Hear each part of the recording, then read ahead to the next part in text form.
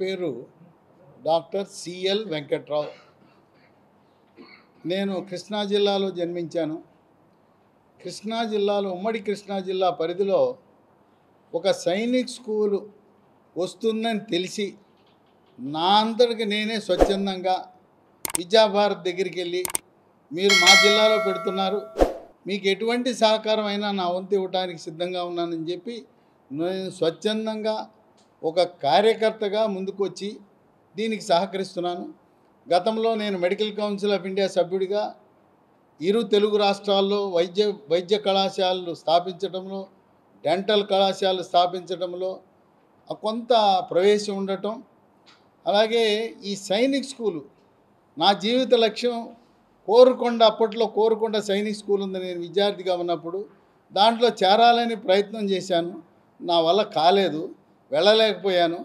కనీసం భావితరాల విద్యార్థులకు ఇప్పుడు ఈ సైనిక్ స్కూలు కేవలం కృష్ణా జిల్లా వారికే కాకుండా ఆంధ్రప్రదేశ్లోని 26 జిల్లాలకే కాక తెలంగాణలో ఒక్క సైనిక్ స్కూలు కూడా లేదు. ఆంధ్రప్రదేశ్లో 2 రక్షణ శాఖ ఆధ్వర్యంలో నడుస్తున్నాయి. ఒకటి కోరుకొండలో 1962లో పెట్టారు. 2012లో కిరణ్ కుమార్ రెడ్డి గారు ముఖ్యమంత్రిగా ఉన్నప్పుడు వారి నియోజకవర్గంలో, ఆ పీలేరు నియోజకవర్గంలో కలికిరిలో పెట్టించారు. 2 ప్రభుత్వ రంగ సైనిక్ స్కూళ్ళు ఆంధ్రప్రదేశ్లో. మూడవది నెల్లూరులో కృష్ణపట్నం సమీపంలో అదాని వాళ్ళు స్థాపించారు. ఇది 4వది అవుతుంది. అంటే ఆంధ్రప్రదేశ్ రాష్ట్రంలో ఉండే 2 ప్రభుత్వ 2 ప్రైవేట్ సైనిక్ స్కూళ్ళు కూడా తెలంగాణ రాష్ట్ర విద్యార్థులందరూ కూడా స్థానికత ఉంటుంది. 67% స్థానికులకి తెలంగాణ ఆంధ్ర వాళ్ళకి కేటాయిస్తారు. మిగిలిన వాటికి ఈ 6వ తరగతి అడ్మిషన్లు అన్నీ కూడా all India Sainik school examination పరీక్ష ఏప్రిల్ 4న జరిగింది. మే మొదటి వారంలో ఫలితాలు వస్తాయి. కనీస మార్కులు వచ్చిన వారిని ఆఖరిలో స్పాట్ కౌన్సిలింగ్ అని జరుగుతుంది. మొదట వెబ్ కౌన్సిలింగ్ జరుగుతుంది. భారతదేశంలో అన్ని రాష్ట్రాల వారు దీనికి అర్హత ఉంది. ఒక 6 రౌండ్లో వెబ్ కౌన్సిలింగ్ జరుగుతుంది. లాస్ట్ రౌండ్ స్పాట్ కౌన్సిలింగ్ ద్వారా మనం అడ్మిట్ చేసుకుని వాళ్ళకి పంపచ్చు. ఇక 5వ తరగతి కేవలం ఒకే ఒక కారణం వల్ల నిర్వహిస్తున్నాం.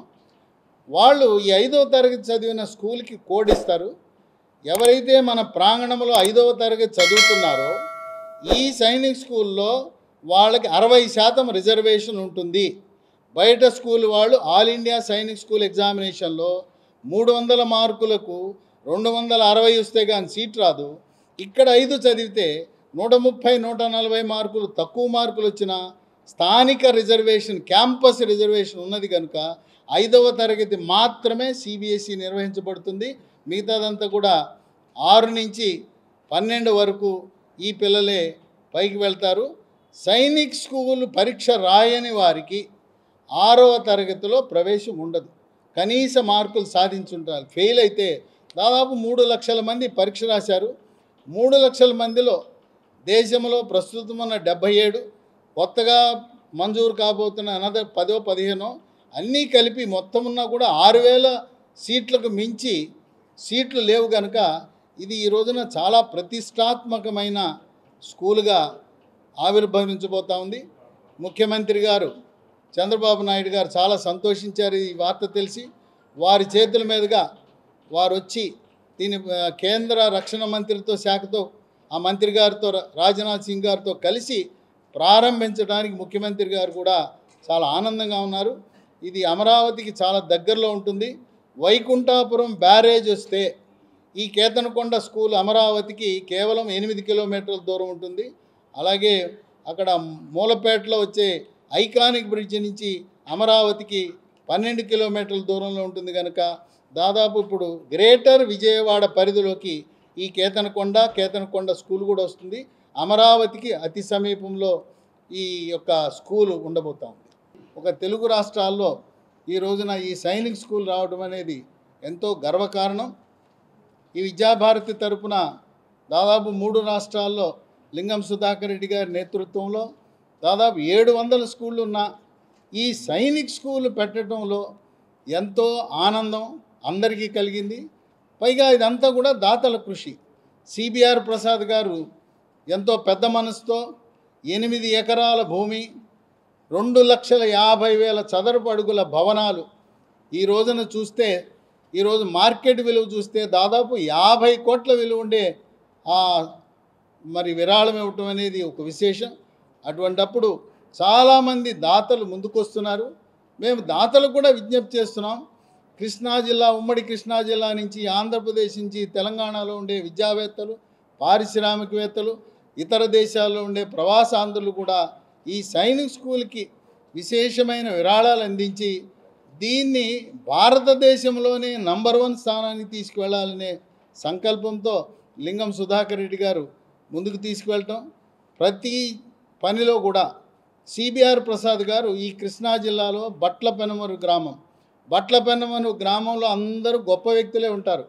పింగళి వెంకయ్య గారు జాతీయ జెండాని రూపొందించిన వ్యక్తి ఆ బట్లపెనమరు గ్రామం. వారికి ఆ వాసన తగిలింది. సిబిఆర్ ప్రసాద్ గారు పెద్ద దాత. బిల్ క్లింటన్లా 97% తన ఆస్తిని మొత్తం సంపాదనను సమాజ వికాసం కోసం విరాళమిస్తూ భార్యకు 1%, కుమార్తెకి 2%కే పరిమితమై ఇంకా ఎన్నో ఆస్తులు ఉన్నాయి, వాటిని కూడా విరాళం రూపంలో అందించడానికి వారికి ఇంకొక సంకల్పం ఉంది. ఈ సైనిక్ స్కూల్ పక్కన మరొకటి ప్రత్యేకంగా sports school, CBR sports school for girls పెట్టాలనే సంకల్పం కూడా ఉంది.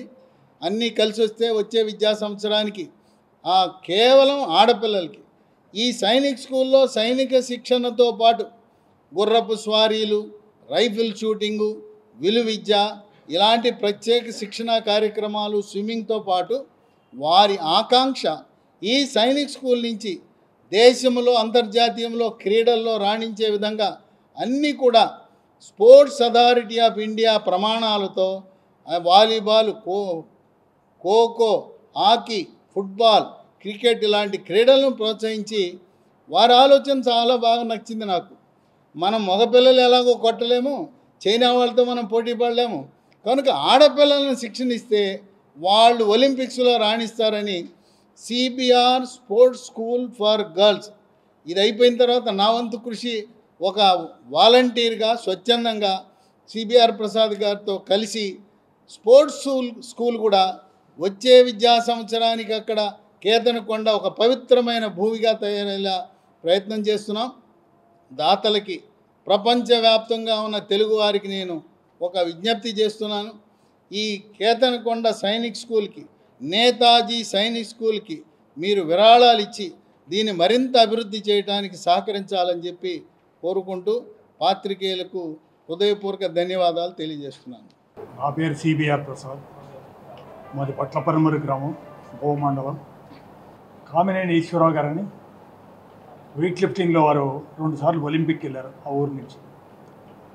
వారిని చూసి నేను కూడా క్రీడారంగంలో ఒలింపిక్కి వెళ్ళాలనే ధ్యేయంతో నా హై స్కూల్ ఎడ్యుకేషన్ అయిపోయిన తర్వాత ఎక్కడైతే ఫెసిలిటీస్ ఎక్కువ అవకాశం ఉంటాయని తెలుసుకుని ఎయిర్ ఫోర్స్కి వెళ్ళాను. ఎయిర్ ఫోర్స్లో 9 సంవత్సరాలు పనిచేశాను. ఈ 9 సంవత్సరాల్లో ఒలింపిక్ వెళ్ళగలిగే స్థాయికి చేరుకున్నాను. అలాంటి టైంలో రైల్వే వాళ్ళు ఇంకా మంచి ఫెసిలిటీస్ ఇస్తాం, బయటికి రమ్మంటే బయటకు వచ్చాను. కానీ బయటకు వచ్చిన తర్వాత వాళ్ళకి నాకు కుదరలేదు. ఇక బతుకు తెరువు కోసం చిన్న కోళ్ళ ఫారం పెట్టుకునే జాతీయ స్థాయికి, అంటే ఇండియాలోని నెంబర్ 1 పోల్ట్రీ స్థాయికి వెళ్ళింది. అట్లాంటి టైంలో నాకు ఎయిర్ ఫోర్స్లో పనిచేస్తూ ఉన్నప్పుడు జీడి నాయుడు గారనే ఒక పెద్ద ఇండస్ట్రియలిస్టు ఆయన చెప్పిన విషయం గుర్తుకొచ్చింది. ఏంటంటే ప్రతి ఒక్కరు కూడా కుటుంబ బాధ్యతలు అయిన తర్వాత తను సంపాదించిందంతా, వానప్రస్థంలో తను సంపాదించిందంతా సమాజానికి ఖర్చు పెడుతూ పిల్లలకి మినిమం గ్యారంటీ ఇచ్చి తదుమంతా సమాజానికి ఖర్చు పెట్టారు. ఆ రకంగా భారతదేశం నెంబర్ 1 ఉండేది ప్రపంచంలో అని చెప్పడం నాకు గుర్తొచ్చింది. సో అట్లా నేను కూడా బాధ్యతలు అయిన తర్వాత ఏదైనా సామాజిక కార్యక్రమం చేయాలని ఆ వయసులోనే అనుకున్నాను, నాకు 20 ఏళ్ళ వయసులో. సో అదే టైంలో నా కుటుంబ బాధ్యతలు పూర్తి అవ్వటం, ఆర్ఎస్ఎస్తో పరిచయం అవ్వటం, సో అట్లా నేను సామాజిక కార్యక్రమాలు పాల్గొనడం జరిగింది. దానికి తగ్గట్టుగా ఇప్పుడు నేను ఏదైతే ఆ ఒలింపిక్ మెడల్ సాధించలేకపోయానో అది ఎట్లయినా సాధించాలనే ఉద్దేశంతో విజయవాడలో కేతనకొండలో స్పోర్ట్స్ స్కూల్ పెట్టి సుమారుగా 15 సంవత్సరాలు నడిపాను. పిల్లలకందరూ కూడా వాళ్ళకి food and accommodation, sports, education అంతా కూడా ఫ్రీ ఇచ్చి 15 సంవత్సరాల పాటు నడిపాం. చాలామంది 100 మంది జాతీయ స్థాయికి వెళ్ళారు. దాదాపు 34 ఇంటర్నేషనల్ మెడల్స్ కూడా సాధించాం. అలాంటి టైంలో నాకు కూడా వయసు పెద్ద అవుతుంది, చాలా సంవత్సరాలు ఇంకా చేయలేను అనే దృష్టితో ఇంకేదైనా మంచి కార్యక్రమానికి ఉపయోగిద్దాం అనే ఉద్దేశంతో అనుకుంటా ఉన్నప్పుడు విద్యాభారతితో పరిచయం అయింది. సో అది యాక్చువల్గా అది అమ్మేసి చేద్దాం అనుకున్నాను, అమ్మేసి ఇంకేమైనా మంచి కార్యక్రమం చేద్దాం అనుకున్నాను. కానీ ఆ టైంలో విద్యాభారతి వాళ్ళు నడుపుతున్న స్కూల్ చూపించి వాళ్ళు కూడా ఈ స్కూల్లో నేను ఎడ్యుకేషన్ కూడా నడిపేవాడిని. కానీ అప్ టు ది మార్క్ నేను నడపలేకపోయాను. స్పోర్ట్స్లో అయితే ముందుకు వెళ్ళగలిగాం, కానీ విద్యలో సరిగ్గా ముందుకు తీసుకెళ్ళలేకపోయాను. వీళ్ళని కూడా కలుపుకుంటే బాగుంటుందనే ఉద్దేశంతో అది విద్యాభారతికి డొనేట్ చేసి ఈ సైనిక్ స్కూల్ దీంతోపాటు స్పోర్ట్స్తో పాటు సైనిక్ స్కూల్ కూడా మొదలుపెట్టండి అని వాళ్ళకి డొనేట్ చేయడం జరిగింది. సో ఇప్పుడు 2 సంవత్సరాల నుంచి గట్టి ప్రయత్నం చేశారు. ఆ ప్రయత్నంతో ఇప్పుడు సఫలీకృతం అయ్యాము. శాంక్షన్ కూడా వచ్చింది కాబట్టి ఈ ప్రాంతానికి ఒక మంచి సైనిక్ స్కూల్ కూడా క్రీడా పాఠశాలతో పాటు ఒక సైనిక్ స్కూల్ కూడా ఈ ప్రాంతానికి రాబోతుంది. ఇది ఈ ప్రాంత ప్రజలంతా కూడా దీన్ని ఉపయోగించుకుని ముందుకెళ్తారని ఆశిస్తాను.